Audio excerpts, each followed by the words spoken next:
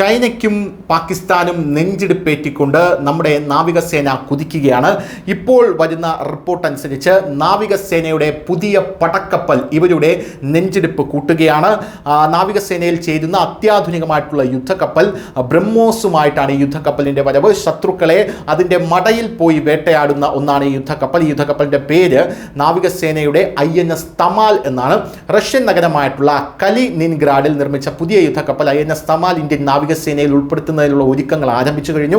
തമാൽ യുദ്ധക്കപ്പലിൽ അത്യാധുനിക BrahMos supersonic cruise missile സജ്ജീകരിച്ചിരിക്കുന്നു. ശത്രു യുദ്ധക്കപ്പലുകളെ ലക്ഷ്യമിടാനും കരയിൽ നിന്ന് ആക്രമിക്കാനും ഈ മിസൈലിന് കഴിവുണ്ട്. INS തമാൽ ഒരു അത്യാധുനിക ഗൈഡഡ് മിസൈൽ സ്റ്റെൽത്ത് ഫ്രിഗേറ്റ് ആണ്. വായു, ജലം, ഉപരിതലം എന്നിവയെ ഒരേ സമയം ആക്രമിക്കാനുള്ള കഴിവുണ്ട്.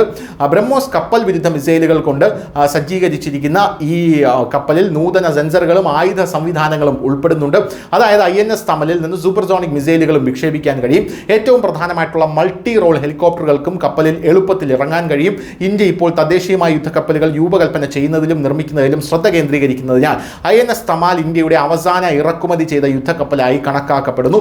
2016 4 സ്റ്റെൽത്ത് ഫ്രിഗേറ്റുകളുടെ നിർമ്മാണം സംബന്ധിച്ച് ഇന്ത്യയും റഷ്യയും തമ്മിൽ ഒരു കരാർ ഒപ്പിട്ടു.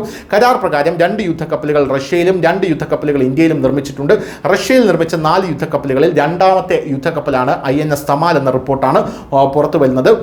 ഈ യുദ്ധക്കപ്പലിലുള്ള ആയുധങ്ങൾ എന്തൊക്കെയാണ് എന്ന് നമുക്ക് നോക്കാം. ബ്രഹ്മോസ് മിസൈൽ ഉണ്ട് ഇതിൽ, അത് ആക്രമണം നടത്തും. വ്യോമാക്രമണങ്ങൾ ഒഴിവാക്കാൻ മിസൈലുകളും അത്യാധുനിക സംവിധാനങ്ങളുമുണ്ട്. 100 mm അഡ്വാൻസ്ഡ് തോക്ക് ഈ യുദ്ധക്കപ്പലുകളിലുണ്ട്. യുദ്ധക്കപ്പലുകളെയും അന്തർവാഹിനികളെയും ആക്രമിക്കുന്നതിനുള്ള ഹെവി ഡ്യൂട്ടി ടോർപിഡോകളുണ്ട്. അന്തർവാഹിനികളെ ആക്രമിക്കാൻ കഴിയുന്ന റോക്കറ്റുകളുണ്ട്. 30 mm ക്ലോസിൻ ആയുധ സംവിധാനം. വലിയ ആക്രമണങ്ങളെ ലക്ഷ്യം വയ്ക്കാൻ 12 ബാരൽ റോക്കറ്റ് ലോഞ്ചറുകളുണ്ട്. നെറ്റ്വർക്ക് അധിഷ്ഠിത യുദ്ധോപകരണ ശേഷികളും ആധുനിക ഇലക്ട്രോണിക് യുദ്ധ സ്യൂട്ടുകളും ഇതിലുണ്ട്.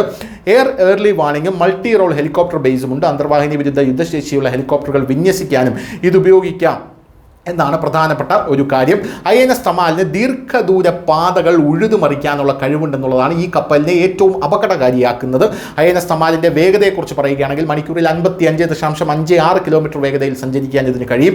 കടലിൽ സഞ്ചരിക്കാൻ ദീർഘദൂര പാതയുണ്ടെങ്കിൽ തമാലും ഉപയോഗിക്കാം. 3900 ടൺ ഭാരമുള്ള തമാലിൻ്റെ നീളം 125 മീറ്ററാണ്. 26% ഇന്ത്യൻ സ്പെയർ പാർട്ടുകളും ഇതിൽ ഉപയോഗിച്ചിട്ടുണ്ട്. ശത്രു രാജ്യത്തിൻ്റെ അന്തർവാഹിനികളെ എളുപ്പത്തിൽ കണ്ടെത്താൻ കഴിയുന്ന തരത്തിൽ സമുദ്ര ഉപരിതലം നിരീക്ഷിക്കാനായി തമാലിൽ ഒരു അത്യാധുനിക റഡാറുമുണ്ട്. യുദ്ധക്കപ്പലിൽ പലതരം സെൻസറുകളും ഉൾപ്പെടുത്തിയിട്ടുണ്ട് എന്നുള്ളതാണ് മറ്റ് പ്രധാനപ്പെട്ട കാര്യം. News desk, news India Malayalam.